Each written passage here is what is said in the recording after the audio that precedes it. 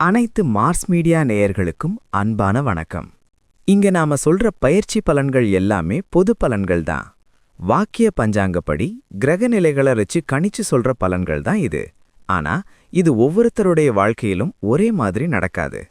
உங்களுக்கான உண்மையான சாதக பாதக நிலைகள் உங்க ஜனனகால ஜாதகம், கிரக நிலைகள் மற்றும் நடைபெற்று வரும் தசாபக்திகள் ஆகியவற்றின் அடிப்படையில தீர்மானிக்கப்படும். அதனால இந்த பலன்களை ஒரு பொதுவான வழிகாட்டுதலா எடுத்துக்கோங்க. அந்த வகையில வர்ற மார்ச் 15ஆம் தேதி நம்ம சூரிய பகவான் கும்ப ராசியிலிருந்து மீன ராசிக்கு இடம் மாறுறாரு. இத பங்குனி மாத பிறப்பு அல்லது மீன சங்கராந்தி அப்படின்னு நம்ம ஜோதிடத்துல ரொம்ப விசேஷமா சொல்வாங்க. இந்த ஒரு மாசம் சூரியன் குருவோட வீட்ல இருக்க போறதால உலகத்துல பெரிய மாற்றங்கள் நடக்கும். இது ஒரு முக்கியமான காலகட்டம் என்பதால் நாம எல்லாரும் இத பத்தி தெரிஞ்சுக்கிறது ரொம்ப நல்லது. சூரியன் ஒரு ராசியிலிருந்து இன்னொரு ராசிக்கு மாறுறப்போ இயற்கை அன்னைக்கும் நமக்கும் ஒரு புது தொடர்பு உருவாகுது. கும்ப ராசிங்கிறது ஒரு நிலையான காற்று ராசி. அங்கிருந்து நீர் ராசியான மீனத்துக்கு சூரியன் போறாரு. இதனால வெயில் கொஞ்சம் கொஞ்சமா அதிகரிக்க ஆரம்பிக்கும். ஆனா மனசுக்குள்ள ஒருவித அமைதி பிறக்கும். இந்த நேரத்துல வர்ற மாற்றங்கள் நம்ம வாழ்க்கையில ஒரு புது அத்தியாயத்தை ஆரம்பிக்க போகுதுன்னு நம்புவோம். மீன ராசிங்கிறது காலபுருஷ தத்துவப்படி 12வது ராசி. இது மோட்சத்தை குறிக்கிற இடமாம். சூரியன் இங்க வர்றப்போ ஆன்மீகத்துல ஈடுபாடு இருக்கிறவங்களுக்கு ரொம்ப நல்ல பலன்கள் கிடைக்கும். கோயில் குளம்னு போறதுக்கும் தர்ம காரியங்கள் பண்றதுக்கும் இது சரியான நேரம்னு சொல்லலாம். மனசுல இருக்கிற குழப்பங்கள் எல்லாம் நீங்கி ஒரு தெளிவான பாதை நமக்கு கிடைக்க சூரிய பகவான் வழிகாட்டுவாரு. இந்த சூரிய பெயர்ச்சியால எல்லா ராசிக்காரர்களுக்கும் ஏதோ ஒரு வகையில மாற்றங்கள் கண்டிப்பா இருக்கும். சிலருக்கு வேலை வாய்ப்புல முன்னேற்றம் கிடைக்கும், சிலருக்கு பயணங்கள் மூலமா நல்ல லாபம் வரும். முக்கியமா ஆரோக்கியத்துல கொஞ்சம் அக்கறை காட்ட வேண்டிய நேரம் இது. உஷ்ணம் சம்பந்தப்பட்ட பாதிப்புகள் வராம இருக்க நீர்ச்சத்து அதிகமா இருக்கிற உணவுகளை எடுத்துக்கிறது ரொம்ப அவசியம். முடிவா சொல்லணும்னா இந்த மீன ராசி சூரிய பெயர்ச்சி ஒரு வளர்ச்சிக்கான தொடக்கம்தான். மார்ச் 15லிருந்து ஒரு மாசம் வரைக்கும் நாம எடுக்கிற முயற்சிகளுக்கு சூரியனோட அருள் கண்டிப்பா இருக்கும். நம்பிக்கையோடவும் நேர்மையோடவும் நம்ம கடமைகளை செஞ்சாலே வர்ற காலங்கள் வசந்தமா மாறும். இந்த நல்ல நேரத்தை சரியா பயன்படுத்தி வாழ்க்கையில முன்னேற என் மனமார்ந்த வாழ்த்துக்கள். அந்த வகையில ஒவ்வொரு ராசிக்கும் இந்த சூரிய பெயர்ச்சி என்னென்ன பலன்களை தரப்போகுதுன்னு பார்ப்போம். அன்பான கன்னிராசி நேயர்களே, உங்க அனைவருக்கும் எங்களுடைய மனமார்ந்த வணக்கங்களை முதலில் தெரிவிச்சுக்கிறேன். இந்த மார்ச் மாதம் 15ஆம் தேதி ரொம்ப முக்கியமான ஒரு கிரக மாற்றம் நடக்கப் போகுது. இவ்வளவு நாளா உங்களுக்கு 6ஆம் இடத்திலிருந்து பல வெற்றிகளை கொடுத்துட்டு இருந்த சூரிய பகவான் இப்போ உங்க ராசிக்கு 7ஆம் இடமான மீன ராசிக்கு மாறப்போகிறார். ஜோதிட சாஸ்திரப்படி 7ஆம் இடம் அப்படிங்கிறது களத்திரஸ்தானம், அதாவது வாழ்க்கை துணை மற்றும் கூட்டாளிகளை குறிக்கிற இடம்னு நாங்க சொல்லுவோம். உஷ்ண கிரகமான சூரியன் 7ஆம் இடத்துக்கு வர்றதுனால இந்த ஒரு மாசம் நீங்க கொஞ்சம் நிதானமாகவும் பொறுமையாகவும் இருக்க வேண்டியது ரொம்பவே அவசியம். முதல்ல உங்களுடைய உடல் ஆரோக்கியத்துல நீங்க ரொம்பவே அக்கறை காட்டணும்னு நான் கேட்டுக்கிறேன். 7ஆம் இடத்துல சூரியன் இருக்கும்போது இயற்கையாகவே உடம்புல சூடு சம்பந்தப்பட்ட பிரச்சனைகள், கண் எரிச்சல் அல்லது வயிறு சம்பந்தமான கோளாறுகள் வர வாய்ப்பிருக்கு. தேவையற்ற அலைச்சல்கள் காரணமா உங்களுக்கு உடல் சோர்வும் சரியான தூக்கமின்மையும் ஏற்படலாம். அதனால நேரத்துக்கு சரியா சாப்பிடுங்க.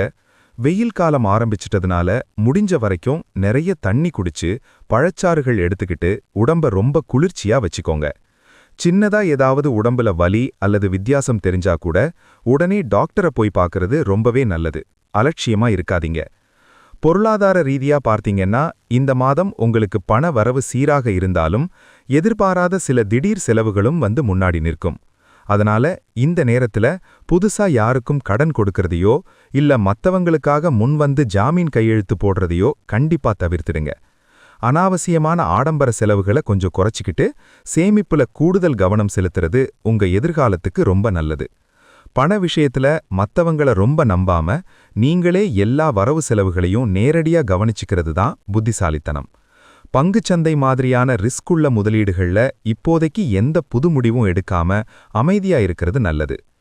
வேலைக்கு போற கன்னிராசி நேயர்களுக்கு அலுவலகத்துல கொஞ்சம் வேலைப்பழுவும் பொறுப்புகளும் அதிகமாகவே இருக்கும். உங்க கூட வேலை பார்க்கறவங்க கிட்ட பேசும்போது கொஞ்சம் நிதானமா பேசுங்க. ஏன்னா சின்ன பேச்சு கூட சில நேரங்கள்ல பெரிய விவாதமா மாறிடும். எந்த ஒரு சூழ்நிலையிலையும் உங்க ஈகோவை முன்னாடி கொண்டு வராம உங்க வேலையை மட்டும் அமைதியா செஞ்சுட்டு போறது உங்களுக்கு பெரிய நிம்மதியை கொடுக்கும். மேலதிகாரிகள் என்ன வேலை கொடுத்தாலும் அதை முகம் சுளிக்காம செஞ்சு முடிங்க. இப்போதைக்கு பதவி உயர்வு அல்லது வேலை மாற்றம் பத்தி யோசிக்காம இருக்கிற வேலையை சரியா தக்க வச்சுக்கிறது தான் ரொம்ப புத்திசாலித்தனம். சொந்த தொழில் மற்றும் வியாபாரம் செய்யறவங்களுக்கு இந்த மாதம் கொஞ்சம் கவனமா செயல்பட வேண்டிய காலகட்டம்.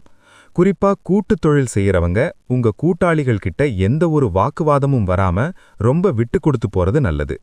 வாடிக்கையாளர்கள் கிட்ட பேசும்போது ரொம்ப கனிவா நடந்துக்கோங்க. உங்க கோபத்தை வியாபாரத்துல காட்டமே கூடாது. புதுசா தொழில் ஆரம்பிக்கணும்னு நினைக்கிறவங்க இல்ல தொழிலை விரிவுபடுத்தணும்னு நினைக்கிறவங்க அந்த முடிவை இன்னும் 1 மாசம் தள்ளி போடுறது ரொம்பவே பாதுகாப்பானது. பெரிய முதலீடுகள் செஞ்சு புது சரக்குகளை வாங்கறத விட கையில இருக்கிற வியாபாரத்தை சரியா கவனிச்சுக்கிட்டாலே நஷ்டம் வராம பார்த்துக்கலாம். குடும்ப வாழ்க்கையை பொறுத்த வரைக்கும் 7ஆம் இடம் அப்படிங்கிறது கணவன் அல்லது மனைவியை குறிக்கிற இடம்.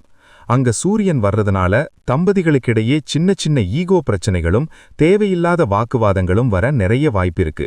அதனால 2 பேர்ல யாராவது ஒருத்தர் கோபப்பட்டாலும் இன்னொருத்தர் அமைதியா போயிடுறது தான் குடும்ப ஒற்றுமைக்கு ரொம்ப நல்லது. விட்டு கொடுப்பவர்கள் கெட்டுப்போவதில்லை அப்படிங்கிற பழமொழிய இந்த 1 மாசம் நீங்க தாரக மந்திரமா வச்சுக்கணும்.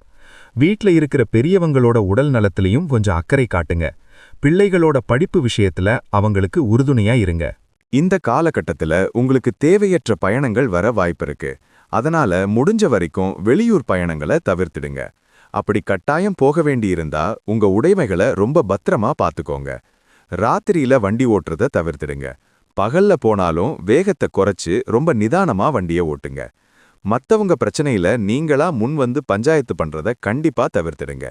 அரசாங்கம் சம்பந்தப்பட்ட காரியங்கள்ல கொஞ்சம் இழுபறி இருக்கத்தான் செய்யும். அதனால கோபப்படாம பொறுமையா கையாளுங்க. நட்சத்திர ரீதியா பார்த்தா உத்திரம் நட்சத்திரம் 2, 3 மற்றும் 4ஆம் பாதத்துல பிறந்த கன்னிராசி நேயர்களுக்கு அரசாங்க வழியில சில வேலைகள் தாமதமாகலாம். உங்களுடைய அப்பாவுடைய உடல் நலத்துல கொஞ்சம் அக்கறை எடுத்துக்கோங்க.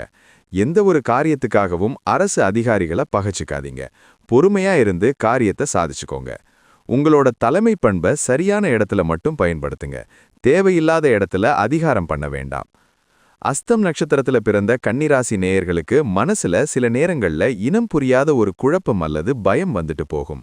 தாய் வழி உறவினர்கள் கிட்ட பேசும்போது ரொம்ப கவனமா வார்த்தைகளை பயன்படுத்துங்க. உங்க கற்பனை திறனும் படைப்பாற்றலும் நல்லா இருந்தாலும் அதை வெளியே கொண்டு வரதுக்கு நீங்க ரொம்ப கடினமா உழைக்க வேண்டியிருக்கும்.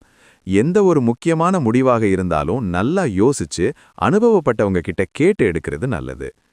சித்திரை நட்சத்திரம் 1ஆம் மற்றும் 2ஆம் பாதத்துல பிறந்த நேயர்களுக்கு கோபம் ரொம்ப சுலபமா வந்துடும். அதனால கோபத்தை கட்டுப்படுத்துறதுல நீங்க ரொம்பவே கவனமா இருக்கணும். உடன் பிறந்த சகோதர சகோதரிகள் கிட்ட சின்ன சின்ன மனக்கசப்புகள் வந்து நீங்கும். அதனால நீங்களே இறங்கி போய் பேசிடுங்க. வீடு நிலம் சம்பந்தப்பட்ட விஷயங்கள்ல இப்போதைக்கு எந்த புது முடிவும் எடுக்க வேண்டாம். தைரியமா இருப்பீங்க, ஆனா அந்த தைரியத்தை சரியான விஷயங்களுக்கு மட்டும் பயன்படுத்துங்க. இந்த சூரிய பெயர்ச்சியால ஏற்படுற சில அலைச்சல்களும் சிரமங்களும் குறையறதுக்கு நான் சில எளிமையான பரிகாரங்கள் சொல்றேன். தினமும் காலையில எழுந்ததும் சூரிய பகவானை பார்த்து மனதார வேண்டி ஒரு சொம்பு தண்ணீர் அர்ப்பணம் செய்யறது உங்களுக்கு பெரிய பலத்தை கொடுக்கும். ஞாயிற்றுக்கிழமைகள்ல பக்கத்துல இருக்கிற சிவன் கோவிலுக்கு போய் சிவபெருமானுக்கு நெய் விளக்கு ஏத்தி மனசார கும்பிட்டு வாங்க. பார்வையற்ற ஏழைகளுக்கு உங்களால முடிஞ்ச உணவு அல்லது பண உதவிய சந்தோஷமா செஞ்சு கொடுங்க. கோபத்தை குறைச்சு தியானம் பண்றது உங்க மனசுக்கு பெரிய அமைதியை கொடுக்கும். இந்த சின்ன சின்ன பரிகாரங்களை நம்பிக்கையோட செய்யுங்க. இந்த 1 மாத காலமும் உங்களுக்கு ரொம்ப சுலபமா கடந்துடும். இதே போன்று மீண்டும் ஒரு பதிவில் சந்திப்போம். நன்றி, வணக்கம். இந்த சேனல் உங்களுக்கு பிடிச்சிருந்தா மறக்காம சப்ஸ்கிரைப் பண்ணுங்க, ஷேர் பண்ணுங்க, லைக் பண்ணுங்க, கமெண்ட் பண்ணுங்க.